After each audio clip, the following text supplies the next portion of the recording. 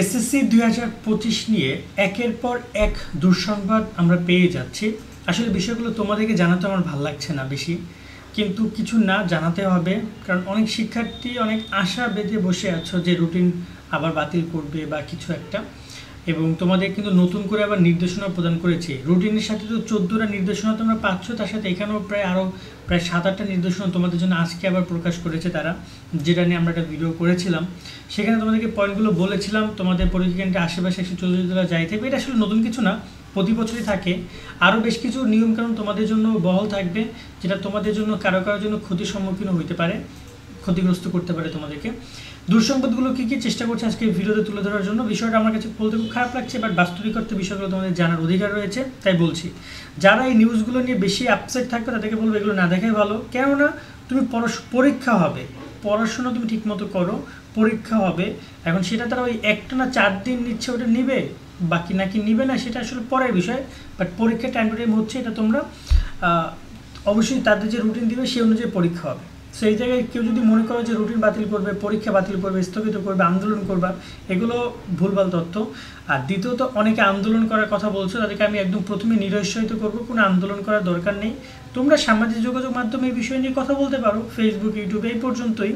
কিন্তু এটা নিয়ে আন্দোলন করার কোনো দরকার নেই। পড়ালেখা করো, প্রস্তুতি নাও, ঠিক আছে? আন্দোলন করাটা এই মুহূর্তে বেমানান, পরীক্ষা ঠিক আগ মুহূর্তে এসে আমার কাছে মনে হয় না যে এটা ঠিক হবে। আর এবার আমরা যদি একটু কথা বলি, তোমাদের অলরেডি আজকে রেলি ক্যাম্পাস থেকে পরীক্ষা প্রশ্নফাঁস গুজব রোধে নজরদারি বাড়ানোর নির্দেশ দিয়েছে তারা। এমনকি সেই নজরদারির আওতায় তোমরাও এসে গেছো, তোমরাও পরীক্ষার্থীরাও এই নজরদারির আওতায় থাকবা। যদি কোনো পরীক্ষার্থী এই প্রশ্নফাঁসে গুজব ছড়ায়, কোনো অভিভাবক ছড়ায়, তাদের বিরুদ্ধে ব্যবস্থা গ্রহণ করা হবে, তাদেরকে পরীক্ষা থেকে বহিষ্কার করা হবে, এমনকি তাদেরকে শাস্তি পর্যন্ত দেওয়া হবে। আর তোমাদের জন্য জরুরি নির্দেশনা প্রদান করেছে, যেখানে আমরা নির্দেশনা নিয়ে newsmoy.com আমরা এখানে অনেক তথ্য দেখতে পাচ্ছি, সেখান থেকে তোমরা বিষয়গুলো দেখে নিও। এবার আসি তোমাদের গুরুত্বপূর্ণ একটা পোল নিয়ে। আমাদের কমিউনিটি পোস্টে তোমরা একটা পোল পাবা যে 24 এই যে 4টা পরীক্ষা, একটা না 4টা পরীক্ষা, এই ইস্যু নিয়ে আমরা একটা দিয়েছিলাম যে নতুন রুটিনটা বাতিল করে আরেকটা নতুন রুটিন প্রকাশ করা উচিত, যেখানে 4 দিনে 4টা পরীক্ষার ইস্যুটা সমাধান করা উচিত। সেক্ষেত্রে আমরা দুইটা অপশন রেখেছি, বাতিল করা উচিত নাকি বাতিল করা উচিত না। এখানে তোমার মতামতটা অবশ্যই ভোটে জানিয়ে দিও। আমি আমাদের এই ইউটিউবে কমিউনিটি পোস্টে গেলে তোমরা এটা পাবা। এবার রুটিন নিয়ে একটু কথা বলি।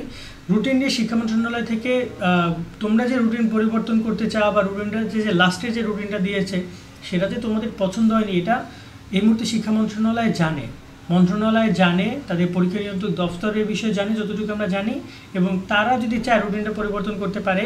কিন্তু আজকে হচ্ছে মাসের 20 তারিখ, তোমাদেরকে জানিয়ে রাখতে চাই, কালকে শুক্র শনিবার, এরপরে শুক্র শনি, এরপরে পরের একটা সপ্তাহ, সর্বোচ্চ 26 তারিখ পর্যন্ত, 27 তারিখ পর্যন্ত তোমাদের হচ্ছে শিক্ষা প্রতিষ্ঠান খোলা। এর মধ্যে আবার মাঝখানে 25 তারিখ এবং 26 তারিখ কিন্তু তোমাদের এখানে কী জানি বন্ধ রয়েছে। 26 তারিখ মেবি হচ্ছে তোমাদের ইসের বন্ধ, শবে কদরের বন্ধ আমাদের, এবং 25 তারিখ মনে হয় স্বাধীনতা দিবসের বন্ধ বা কি সেটা জানি বন্ধ রয়েছে, খেয়াল না আমার। আচ্ছা, যাই হোক না কেন, এই বন্ধের কারণে বর্তমানে যে বন্ধ, এই বন্ধের কারণে কিন্তু তোমাদের পরীক্ষাটা, মানে তোমাদের পরীক্ষা নিয়ে যে সিদ্ধান্ত, তারা সিদ্ধান্ত যদি নেয়, মনে হয় না যে তারা সিদ্ধান্ত এই সময়ের মধ্যে নেবে। আগামী শুক্র শনিবার বাদে রবি সোমবারের মধ্যে যদি সিদ্ধান্ত না আসে রুটিন পরিবর্তনের বিষয়টি, তাহলে আর কখনোই রুটিন পরিবর্তন করবে না, কারণ পরীক্ষার আগ মুহূর্তে রুটিন পরিবর্তন হবে না।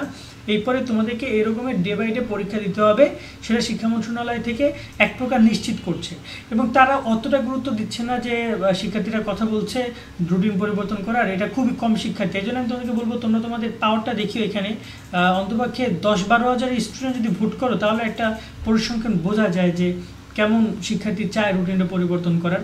যেমন এখানে অলমোস্ট 15 মিনিটে 167 জন 69 জন ভোট দিয়েছে, তার মধ্যে 79% স্টুডেন্ট বলেছে যে রুটিন বাতিল চায়, নতুন রুটিন চাই। তো তোমরা তোমাদের জায়গা থেকে এই পরিসংখ্যানগুলো আমরা যদি নতুন রিফ্রেশ করি, 24 মিনিটে প্রায় 259 জন ভোট দিয়েছে, যেখানে 81% চাচ্ছে রুটিন বাতিল করা হোক। তো এই হচ্ছে বিষয়গুলো, এবং তোমাদেরকে এই বিষয়গুলো শিক্ষা মন্ত্রণালয়কে জানাতে হবে। তারা যেন 2-1 দিনের মধ্যে রুটিনটা বাতিল করে এবং একটা ভালো রুটিন দেয়, যেখানে তারা অন্তপক্ষে 21, 22, 23, 24 এই পরীক্ষাগুলোর মধ্যে একটু গ্যাপ রাখে, তারা রুটিনটা এক্সটেন্ড করে, একটু বাড়ায় তারা। এই কথাটা বলবো তোমাদেরকে। আর তোমাদের পরীক্ষার যে নির্দেশনাগুলো রয়েছে, সেখানে 4টা পয়েন্ট আমি এই ভিডিওতে উল্লেখ করছি। এক হচ্ছে, যদি তুমি 9টা 30-এর মধ্যে তোমাকে পরীক্ষা কেন্দ্রে প্রবেশ করতে হবে। যদি তুমি 9টা 30-এর পরে 9টা 35-এও ঢোকো, তাহলেও তোমার কেন দেরি হয়েছে 5 মিনিট, দেরি করার কারণ, তোমার রোল নাম্বার, রেজিস্ট্রেশন নম্বর, তোমার নাম, এভরিথিং শিক্ষা মন্ত্রণালয়কে পাঠানো হবে।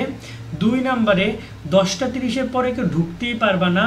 10:30 মানে পরীক্ষা শুরু 30 মিনিট পর কেউ ঢুকতে পারবা না পরীক্ষা কেন্দ্রে। এর আগে যদি কেউ ভুল হয় সেক্ষেত্রে যদি তুমি 10:29-এও ঢুকতে চাও ঢুকতে পারবা।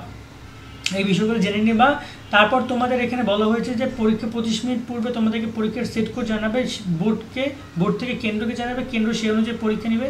মূলত প্রশ্ন ফাঁস রোধে তারা এই নিয়মটা চালু করছে।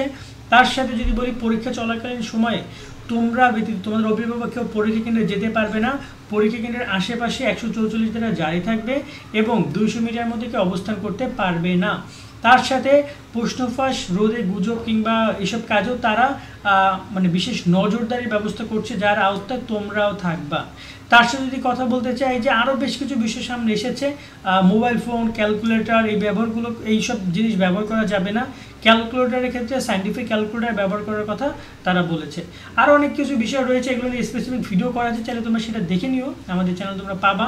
আর এখানে অবশ্যই ভোট দিয়ে আমাদেরকে জানিও তোমাদের মতামতটা কী, এবং নতুন কোনো তথ্য পেলে আমরা চেষ্টা করবো তোমাদেরকে সেটা সবার আগে জানানোর। এই জন্য আমাদের সাথে যুক্ত থাকবে। সকলে অনেক ভালো থাকবা। আল্লাহ হাফেজ।